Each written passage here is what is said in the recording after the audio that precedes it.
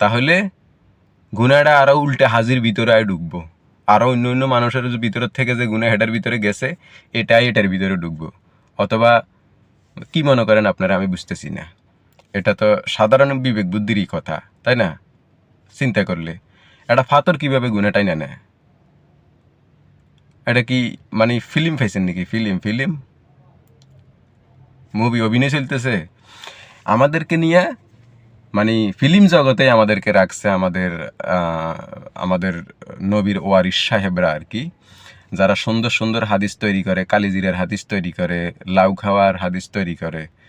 মরুভূমিতে সেই সময় এই লাউ হইতো কিনা, মানে অ্যাভেলেবেল লাউ হইতো কিনা, নবীজির লাউ পছন্দ করতেন।